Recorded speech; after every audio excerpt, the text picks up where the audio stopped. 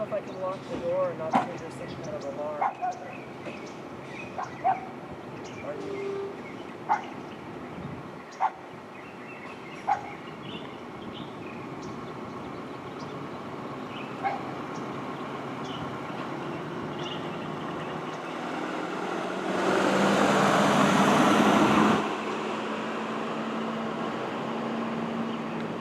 So, I'm so sure start I'll with make your some name mistakes, and yeah. like Dave said, say how long you've been with TBI and the fact that you've was the president and now you're the Temple Emeritus and board member, and you'd like to share some of your family photos here, just to let people know who is of your family and life, and then we'll go into the interview and ask questions, and you'll do Okay. what you did. And if you have to do it over because I flubbed on something, Yeah, I Oh, mean, we'll let you know. we'll let you know. you'll get the whip out. Yeah.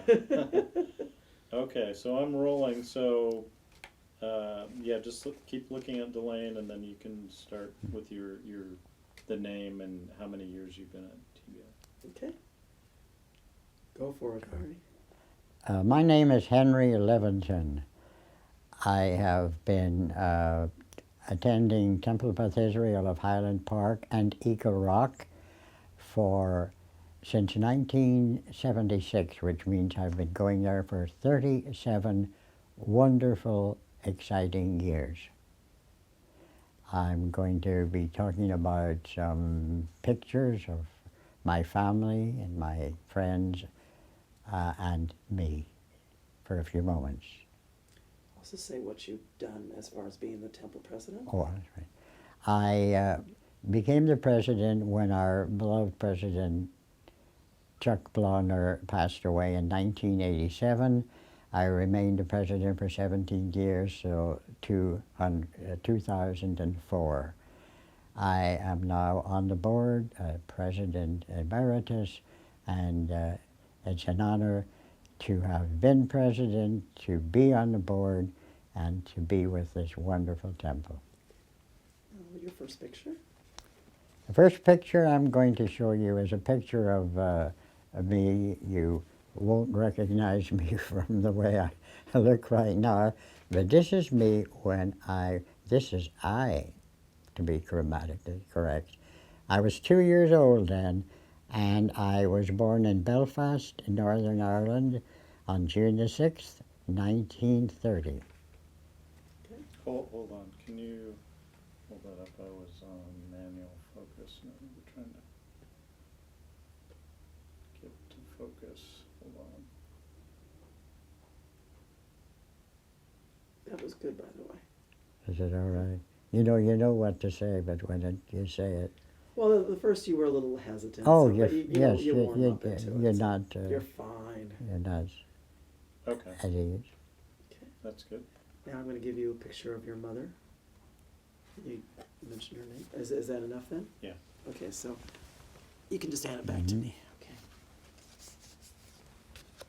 There'll be editing, Henry.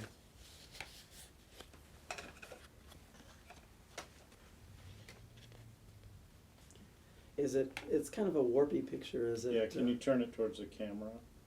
Yeah, there you go. Okay.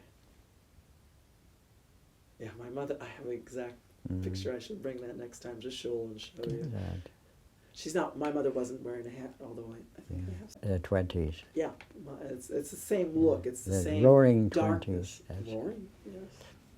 Do you want to talk about that picture? The next picture here I'm holding is a picture of my late mother.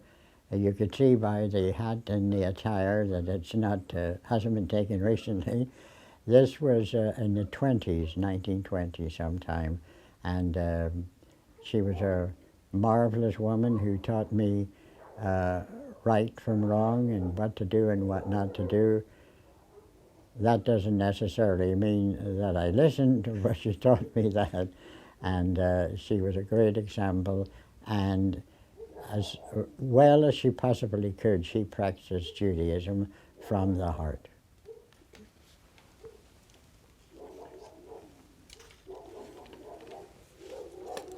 God, those dogs. Yeah, let's. Everybody knows No, who this you're is, talking you know about. what, a lot of people, and then afterwards, maybe at the end, we'll have you swing by. Trying to get it out. Okay, Yeah, this will Just show hold more. it real still. okay. Yeah, thank God the dogs are gone. Put a sign outside, This no is dog. a great photo. I of like you. that picture. Very handsome Yes, young it man is. there. Yeah. It's the uniform it There you go. makes the person. There's a song. Look, yeah. Okay. All right. Okay, anytime. Now I've got a picture of my late mother, Molly Leventon, maiden name Molly Gilbert, who was born in Dublin and moved to Belfast where she got married, and I was born on June the 6th, 1930. She was a wonderful lady. You can see that she's dressed in the attire of the era, which was 1920 or thereabouts. She was a wonderful woman who loved being Jewish and would practice it to the best of her ability. And every Friday night I learned how to bench licht, which is light the candles, from her, and I still do that when I'm able to do it. Okay, I'll take that. Okay, that's wonderful. Is it okay? Anytime you're ready. Now we have a picture of me, this handsome young man who was me. In 1952, when I arrived in this country in 1950, I had to register for the draft, and in 1952 I got what was called your greetings letter from President Harry S. Truman, telling me to report to Malden City Hall in Malden, Mass, where I lived. And then I went in the army, and this is, I believe this is my first uniform as I was starting to take basic training down at Fort Knox, Kentucky. Unless you can say later you sent for your mother.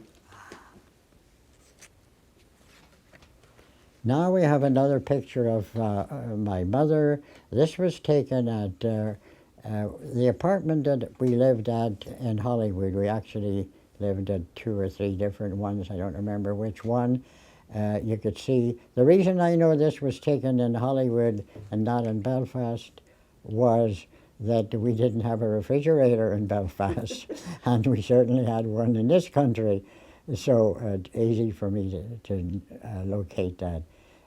She was very happy, always very happy, and made the best of all circumstances and taught me a lot.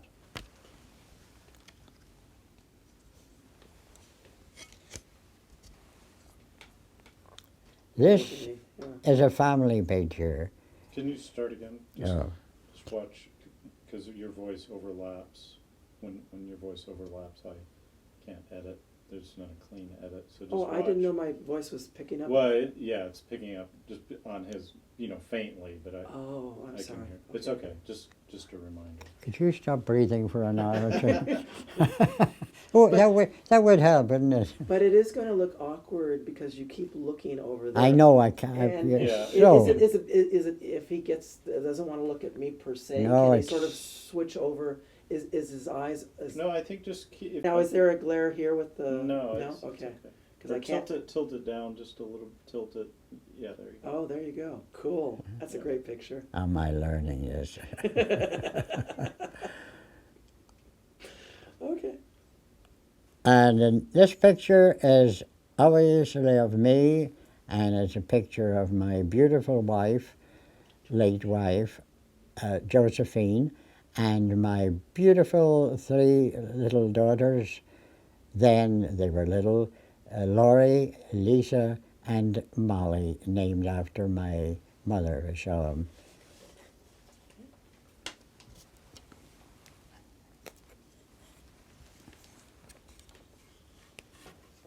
This is another picture of my daughters, this time only with me because my wife passed away in 1980, and sad to say, and this is one of the pictures that we took to remember everybody by.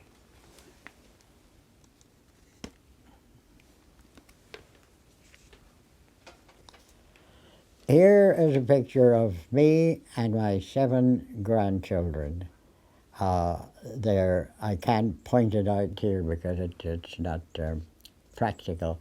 7 children ranging right now in age from 26 down to 4. Curtis, Danny, Clay, Josephine, Caleb, Jack, and Kimberly. Did I get the 7 in? I hope I did.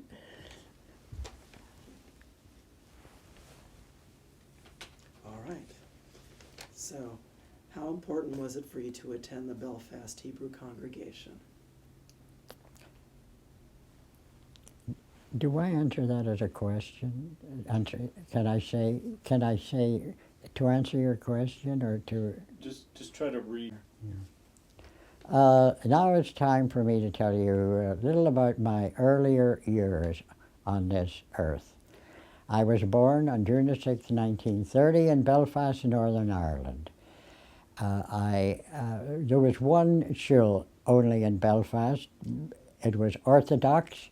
It was down in a non-Jewish area. Well, it was in a Jewish area, which was a Jewish area to begin with. But as in all major cities in any country, Jewish people migrate to a more affluent, I guess, area. The shul was still down at Carlisle Circus on Ansley Street. And I had been going to Hebrew school, or cheder as we called it then, in the school where I also went to elementary school called the Jaffe Elementary School, which was built by Sir Otto Jaffe, who was a Jew and had been knighted by King George V, I believe. And the school was built with the understanding that after school it could be used as a Hebrew school. And that's where I got my Hebrew education. Belfast Hebrew School. The temple was, I don't know if the temple really had a name, but we always refer to it as shul. Are you going to shul? And we being my friends, I had a lot of friends at around about my age, and we were always together at the shul or the Belfast Jewish Institute, where we had dances and table tennis and all kinds of other activities, and as we got older we learned how to play gin rummy. So that's a little bit about Belfast. About the brain leading services. All right. You can take it Just off. yeah, just You can just that too. I was It's talking okay. about my social life there. go ahead. At our shul, it was Orthodox, as I said, and men sat downstairs and women sat upstairs.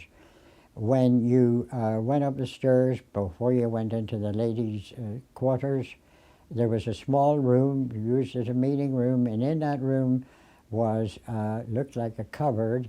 It was an ark, and in that ark was a small, miniature-sized Torah. And we, the teenagers, had our own service there every Saturday morning, and I was one of the people, mostly, maybe there were some others helping, who led the services and carried the Torah around. And I believe that would be the precursor for my taking a similar role in Temple Beth Israel of Highland Park and Eagle Rock. I didn't know at the time that I was in training for that, but I'm certainly glad I did have that education and that I ended up at our wonderful temple in Highland Park. That's perfect. Okay, so what happened when your Irish Jewish community Who's discovered? that? That's him. That's Oh, me. that's you. That's his answering machine. I couldn't tell. Oh. See, they've gone. They listen to it and say, oh, it must be here. And then they wait to the end like an idiot, because if it was there, normally I'd pick it up. So, and I screen it anyway. Okay. Yeah, but they cut it off before, so there's. There you go. Okay, well. I'm sorry. Is there any way we can? Okay, so go ahead, and I won't say anything now. You do your rolling, Ben. I'm rolling. Okay. So So if I was somebody who could look into the future, I would say that was my basic training for becoming a president of Temple Beth Israel of Highland Park and Eagle Rock and carrying our Torah around our wonderful little shul in Highland Park. When your Irish Jewish community discovered you were going to America? Your friends in Ireland. No, he has to say I'm rolling. I'm continuing to roll, even on her question, so I'm just rolling. Oh, and then you're going to He's gonna edit cut later. that Oh, okay then. I just don't want to. Okay, I interrupt was what you just said. waiting for that. Yeah, Okay. That was good. Yeah, yeah. I do what I'm told, believe it or not. Okay. Look here. Okay. When my friends, I don't know about the whole Jewish community, whether they knew or not, but when my friends heard that I was going to America, I was the envy of everybody there. And people were saying, oh, I've got an aunt in Philadelphia and I've got this. And I was the center of attention and I enjoyed it. And it was a wonderful feeling. And I really didn't realize the effect that it would have on my late mother, which is something that I've always thought about very deeply. I was going to a new life and a new world with new people and everything new, and she was going to be all alone back in the house in Belfast. And that's why later on in my life, when I got out of the army and I moved to California with my family, who had moved there while I was in the service, I brought my mother out here within a year after I had gotten out of the army. And what did you do to earn a living once you came to Boston? I started off helping my uncle, who was in the upholstery business.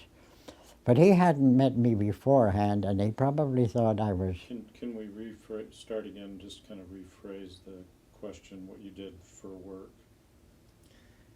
Yeah, Sorry I mean, to he stop. didn't really rephrase that. Yeah. You just started talking about your uncle. Oh, I And see. you didn't say. Well, I worked- Once I came to America, I Yeah. started to Boston. Yeah. Can you say something like that? When I arrived in Boston, Oh, I okay. was met with my uncle who was living out here, and Okay. he got me my first job. Blah blah blah, and what that was. Well, I was working with him, but the point is, I didn't get any salary or anything. My next job was my working job at the paper box factory. Well, you can say both. I'll come in with that. So, Okay. So then my question is, what did you do to earn a living once you came to Boston? So you'll say, when I arrived and in America and went to Boston. Good. Take it from there. So when I arrived. I'm rolling. Okay. When I arrived in Boston, I have two uncles and aunts living in Boston. One uncle was in the upholstery business, and I was helping him go to homes, and he thought maybe that I was going to be 6 foot tall and could help him carry chairs and couches out after he sold he was in the upholstery business. He soon found out, and I soon found out that that was not for me. So my other uncle and aunt, my aunt's brother, worked in a paper box factory, and he was a supervisor there. And she talked to him, and he got me a job at the paper box factory, which is wrapping paper boxes, all sizes, from boxes as small as wrapping them for earrings to pajamas. And that's what I did, tying them, wrapping them, and that's the job I had until I was drafted into the Army, because there was no point in looking for another job. Nobody would hire me. The first question they'd ask was, what is your draft classification? And I was A1, and there was no point in hiring somebody that could be called up to serve in the Army. So I stayed there until I was drafted, and was very glad to get my greetings from President Harry S. Truman. Okay. So now the question reads, and I think this will be a nice segue. After you served in the U.S. Army in 1954, did you belong to any shuls between 1954 and 1975? So what you can say is, I and say whether or not you were in any shuls at that time, or Mm. that you were just sort of maybe shul shopping or whatever. Is that okay? Well, I wasn't really, to tell the truth. I was trying to think why. So, I'm rolling. When I got out of the Army in 1954, they had on record excuse me, that I was living in Boston, but I changed my area to be discharged to the West Coast, and they flew me to San Francisco. I came down to LA, and I immediately got a one-room, one-bedroom actually, with a nice Jewish lady in Hollywood. And later on in the year, when I brought my mother out, we had an apartment in Hollywood. I hadn't actually actively belonged to any shul then, but we did celebrate Erev Shabbos every Friday night. And then in 1969, when my late wife and I were married, we would still celebrate Shabbos, but it wasn't until the 70s that I thought about finding a shul, and that's when I found Temple Beth Israel in 1976. what did you do for a living during that early time? Oh, now you want me to. When I got out of the Army, I went job hunting in downtown Los Angeles, like everybody else did who got out of the service. And I was quickly running out of my the money that they gave you, $300, which went a long way then, to take care of my needs, and I had to get a job. And I thought, well, I'll get a night job somewhere and then keep looking during the day. And I went into Security Pacific Bank, which was the second largest bank in LA at that time. I went in there looking for a night job, and I was hired with a job for the daytime as a teller trainee. And I stayed with them for just 35 years. And then I thought it was time to retire. I retired in 1989 as an AVP, which is an assistant vice president, managed many departments at the bank and its various offices. So now let's go back to the temple. Let's- Died during Erev Rosh Hashanah in 1976. And who greeted you and your family? Oh, on yes, that I day? saw that person. Yeah, No problem. okay. When my wife and I discussed it, I don't remember exactly from whom and where we heard about Temple Beth Israel of Highland Park and Eagle Rock. I must emphasize that because I live in Eagle Rock. When we walked in there on Erev Rosh Hashanah 1976, it was just an amazing feeling. The people there, they were mostly older than we were, and certainly older than my children were, and they greeted us with open arms. And one gentleman, Jules Bernstein, who was the Gabbai at the time and the Shamus, he put his hand on my shoulder and said, "This is what we need here, a young man and his family." And I was 46 at the time, knowing that in 4 years I would be 50, and I felt very good being described as a young man. And the other people came up, Esther Simonoff, Minnie Kramer, Millie and Reuben Weiss, and Chuck Blauner and his late wife Jean Blauner, who was president of the Sisterhood, and Chuck was the temple president. They all came up, and I was so impressed by their friendliness that I have made it a rule during my tenure as president, and even before that, right now, when somebody new comes in, I get up, I shake their hand, I welcome them, I have them come in, and I say, "Oh, we'll get together over the Kiddush and hear where you're from." And it's very important to make a person feel that they're welcome and they're important and you care about them. And that's why I continue to do it, because I like to call our temple Temple Beth Hamish, which means friendly, and that's a very important part of our temple. Okay, now here, as best as you can, No, okay, and describe who they were and what they did for TBI, especially the founders and their families that shaped the experience you would have had in the late 70s through the 90s. Mm. So can you just talk about some of the families hmm that really had an impact on your experience at TBI, Okay. the early years? Yeah. Well, when you joined the temple, you immediately were impressed by the different different kinds of people. There was Pauline Ledeen, who was maiden name was Weinstein, and whose mother was one of the founders of the temple, who asked the mailman for a list of the Jewish names on his route, and she was a tremendous asset to the temple. There was Erna Solomon, who always was baking and making something for the kitchen. There was Reuben and Millie Weiss. Reuben was a very laid-back, quiet person, and was quite dedicated to the temple, and his wife Millie also was active in the kitchen. We had two brothers, Morris and hold it a minute, I'm getting the name. Morris and Henry, Morris and Henry Guttenstein.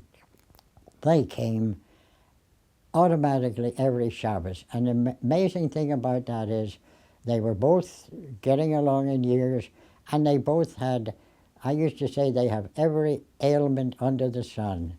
They would come with crutches, with walkers, but they came to shul every Shabbos. And you say something to them, and they would think, there's nothing special about what we're doing. But there was a lot special about who they were.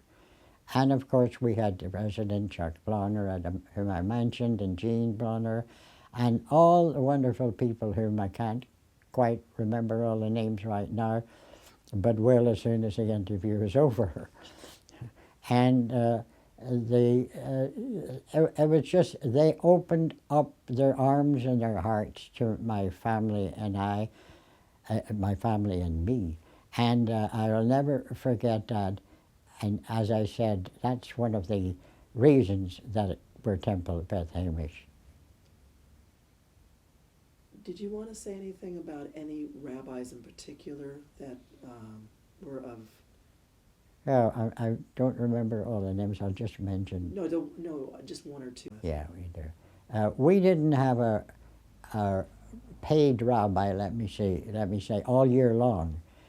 No permanent rabbi. We only had a rabbi for the high holidays, and we had different rabbis. But there was one rabbi that I really enjoyed. It was Rabbi Bernard Kimmel, and Rabbi Kimmel was so friendly and a great sense of humor, and had his own ways of singing, chanting, giving the Devar Torah. He was just a marvelous person, had a great personality, and was quite an asset to the temple because people enjoyed him very much. Did you want to talk anything about the Cantor Shavit or Cantor? Yeah, I forgot about Ken? it. Glad you remember, yeah. When I arrived, we had Reuben Shavit was the cantor, Reuben and his wife Chaya Shavit. They were there when I got there. Reuben had a beautiful baritone voice. In fact, he had some jobs in movies when there was a Jewish theme, and he would be one of the singers in the crowd. And you could, I think the word is stentorian, the voice. And you couldn't miss it. It was beautiful, and it just mesmerized you. And Chaya was a brilliant student of Judaism and used to do the Torah of the week, explain the Devar Torah, do the drash as we call it, and she would eloquently do that, and they were a great asset to our temple. So, before I ask you any of these other ones, the other question. Okay. You want to answer? we went through a certain period which a lot of people now describe as the lean years, because they were the lean years. We would barely have a minion. A minion, as everybody knows, or should know, it means we have to have 10 people. And I believe there's a rule somewhere that if you have 9 people, we can include the Torah as the 10th. And that went on for quite a while until we had the influx of gradually of newer people. Then about it's 25 years ago that we hired Cantor Ken Rothstein, and he has been with us for that length of time, and he is part and parcel of Temple Beth Israel and a very valued individual in our temple. Okay, so we now move on to what were your biggest accomplishments while president at TBI? And I think you were going to combine that with the challenges and issues. You were going to combine those two questions, or Yeah, How did that you was want it. to? Well,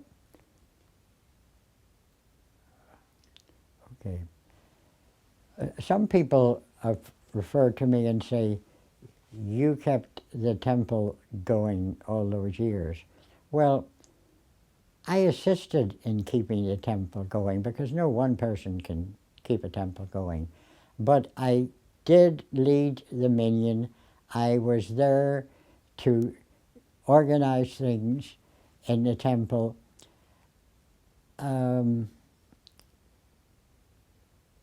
What I did was actually keep the door open. And by keeping the door open, new people came in. And by continuing to keep the door open, now we have an influx that is unbelievable as far as the number of memberships that we have at present. And I don't want to take all of the credit because that wouldn't be honest or fair, but it was the Saturday morning minyan, or almost a minyan, is responsible for keeping it open, because it would have been very easy, and there was a lot of talk about actually closing the temple.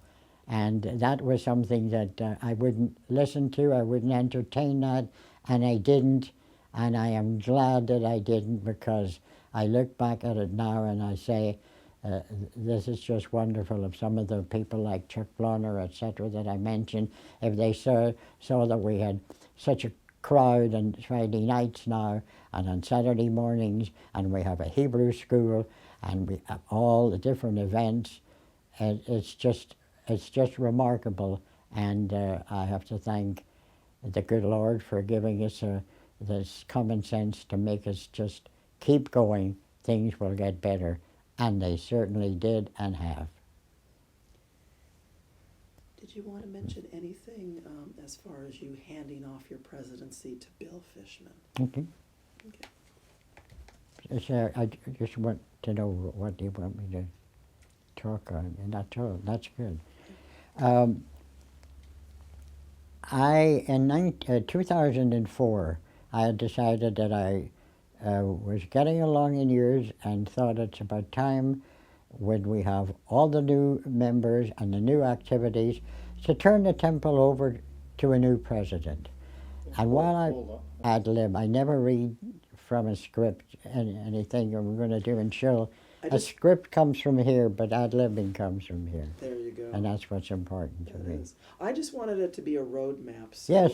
because otherwise No. sometimes I've seen interviews go all over the place and Yeah. they don't. No, you're right. You're sort of keeping me from wandering into other areas. And it's all interesting, don't get me Yeah. wrong. Heart again, one more when you said that. What you said, or just say that again. That. Oh, I see.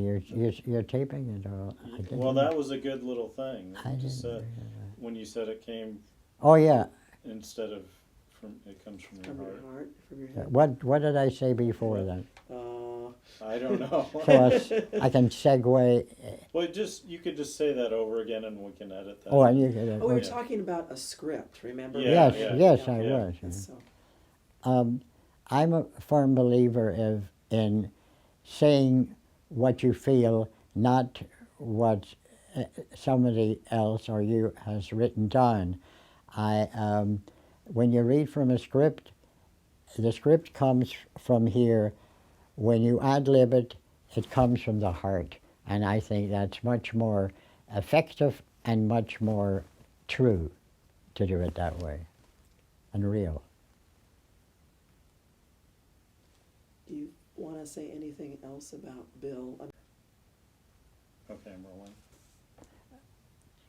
rolling. Bill Fishman, who just incidentally retired this year, he was my backup. He was my vice president, and I was decided that I was going to step down. It was time, and in 2004, I retired. Bill became president until just this year when we elected the illustrious Mark Strunen, our new president. And Bill did a great job. He's a different type of personality to me, very learned, very knowledgeable in some ways, much more actually than I was or I am, and did a great job. And he was at the helm since from 04 to now, which is 9 years. And we are hoping that Mark Strunen will certainly carry on in the same mode, and I know he will because I know Mark personally, and I'd like to take this opportunity to wish him the very best of luck in the future, please God, and I hope if he needs any comments from me, I'll be more than happy to give them. So, what is your advice in making TBI meaningful for future generations of congregants? That's a heavy question.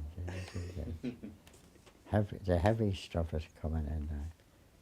Do you want to not say it? Well, So again, do you have any advice for making TBI meaningful? Do you want to maybe again reiterate the issue about friendliness? oh, well, I was just going to. Yeah, okay.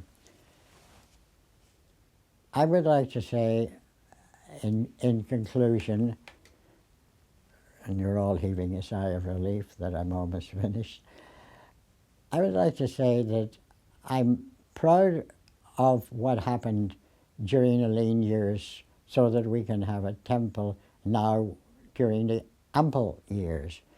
And what when I call it Temple of Beth Hamish, I'm very, very serious about that.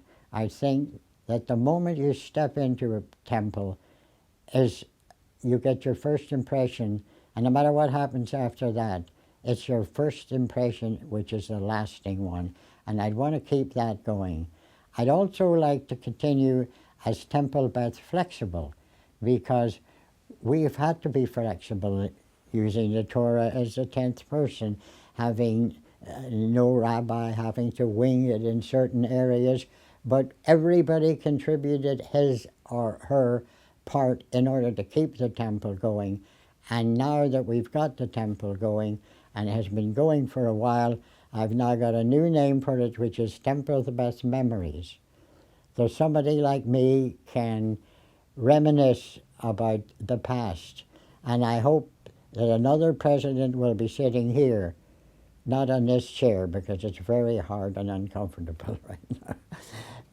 That can be asked, what do you think of the last 10, 15, 20 years you've been involved with the temple? And I hope it'll still be going on then, and I wish it the best of luck in the future, peace God, and all the people there. And I appreciate all of you who stuck by me and helped me and made it possible for me to get all this credit, which I really don't deserve, but I'll take it. Thank you again.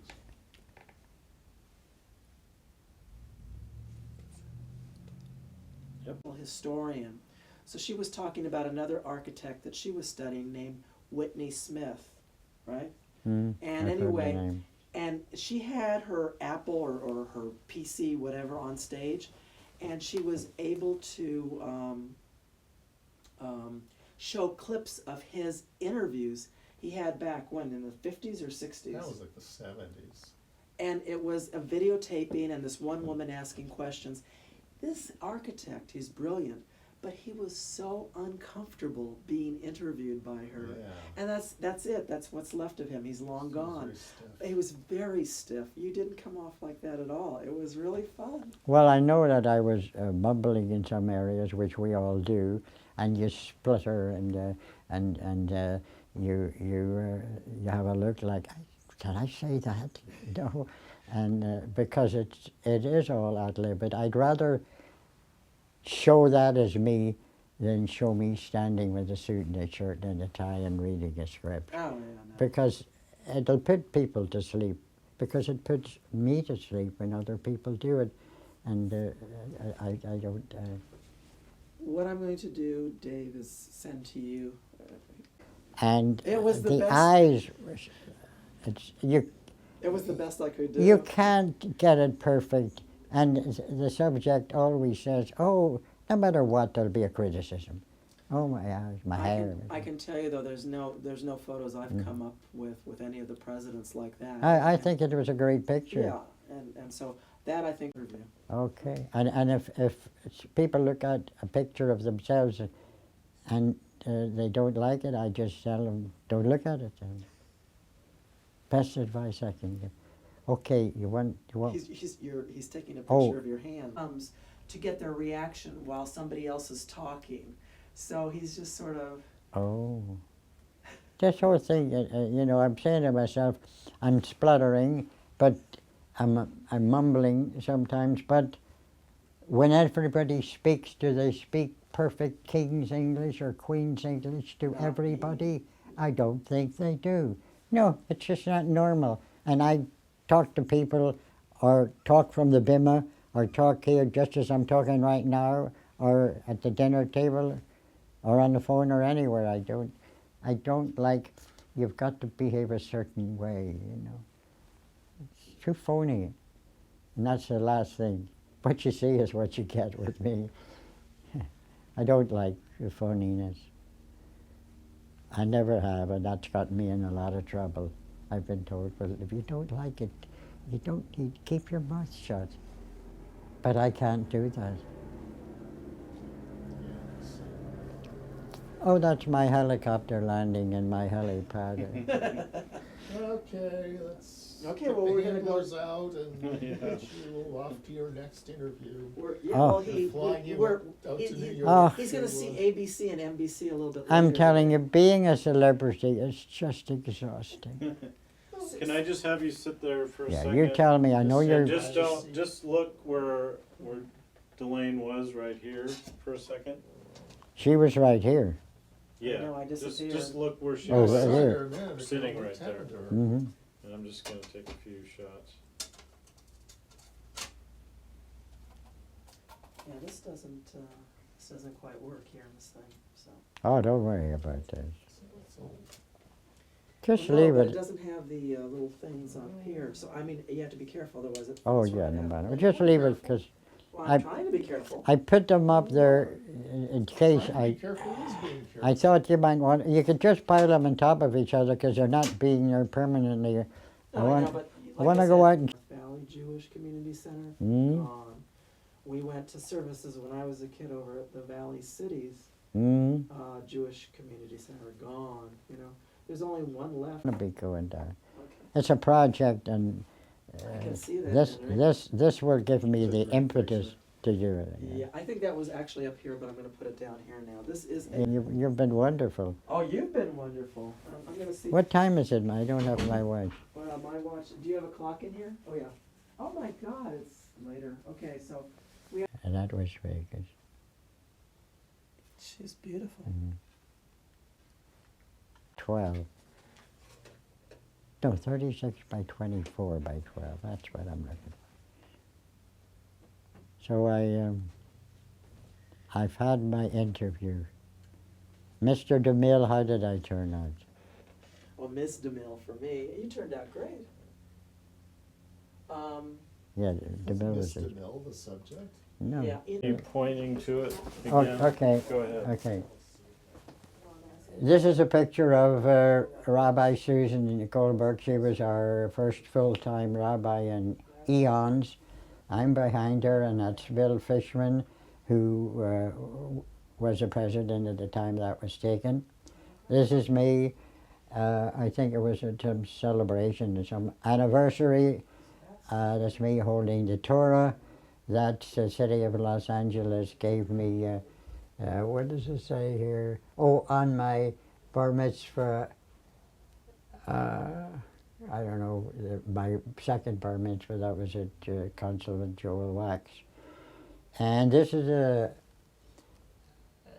community members and federation that pay tribute to the current synagogue presidents. It doesn't say the year, but it was quite a few years ago from the federation.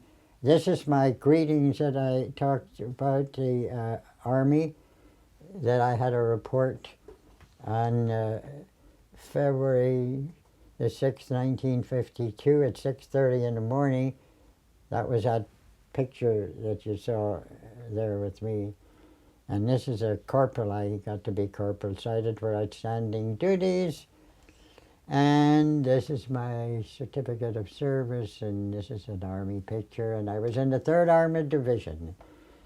And this was another tribute to presidents, and this is my family. Oh, I wonder if Elaine saw this. Yeah. And this is at I was in London a few years ago, and this is at my friends. There I am there. And years ago, when you were friendly with somebody and I had a sister that was 2 years younger than, or 1 year, you didn't bother. They were just the kids. And this is my friend Eddie's sister, who celebrated her 70th birthday. She was about 2-3 years younger than us. And this is her husband in London, and that's in Canada with my cousin. And that's at my late father's gravestone in Belfast. And this is in Niagara-on-the-Lake with my friend from London and my friend from, lives in London, lives in Niagara-on-the-Lake, Belfast, friends from Belfast. There they are there. There's Brian and his wife. Can I have you point to your late father's grave again? You can't read anything on it, but it's a cemetery in Belfast. And then point to your family again. Okay. Oh, there, Donna, did you see this? This is the family. That's Lisa's husband, Greg. There's Lisa and Jack, and this is Molly, my youngest, and Kimberly, and Caleb. He's a special needs child. And there's my oldest daughter, Laurie, and this is her Suzanne that I went for her birthday with. We went to dinner the other night, Curtis and Clay. And there's one person missing from that, and that's Molly's son, Danny, who was 23 years old. I don't know why he's not in that, but he's going to college at UC Santa Cruz. And this is Cheryl stuff, Army stuff, personal stuff. Elaine Murphy wrote that article about me in I think it was a Jewish journal at that time. And there's Cheryl. You'll see some people.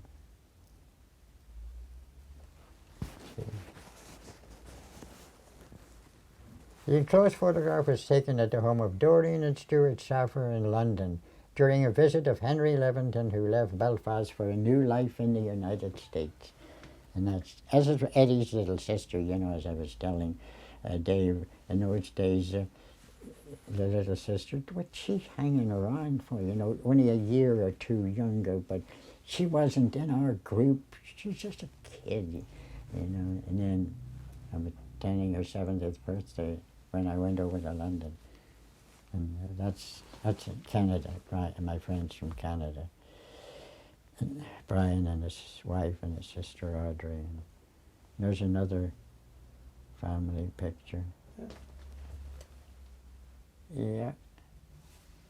Yeah, that's Danny Molly's son. You Oh. can Oh, talk. okay. Oh. Oh, I didn't know. Because Oh. because Just he's talking about a family in Canada, and you've got Rabbi Goldberg Oh, there. yeah. So Yeah, no, I was gonna I- say he- that's not gonna match. He talked about all things, and Oh, then okay. You can, Oh, and then I'm on getting the- separate shots to sound- cut in okay. later. How about this? Did you get this? Yes, well, I would really. I want you to talk. Oh, that's beautiful. Oh, she had a nice wedding. See me with a tuxedo. I think it's the first time I ever remember having a tuxedo on. I don't remember any other in my life. Yeah, that lady did a great job. Yeah. She must have been the one that did my second bar mitzvah. These are mentioned this morning, but my memory is gone. Yeah. Beautiful. Only thing missing at Lisa's wedding was your There mother. you are in your tux.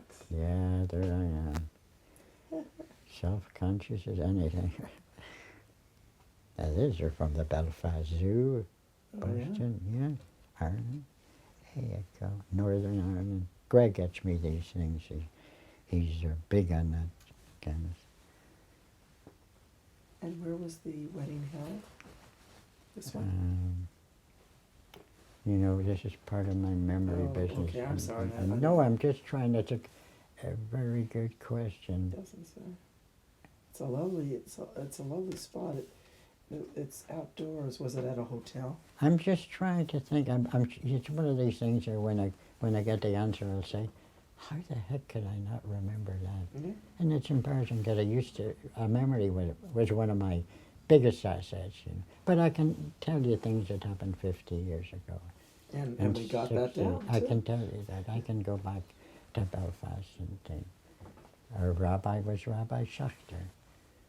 My teacher was Mr. Fundaminsky and Mr. Cohen. I can remember all that 70 something. Oh, that's a great picture of the two of you. Yes, that was taken, was that Vegas? I'm not sure. Yeah, I mean, look at the mother and look at the daughter. yeah. I mean, Yeah, that's her. I haven't used this for a long time. Is it There you go. on? Is it plugged in? That's, if it isn't, there's one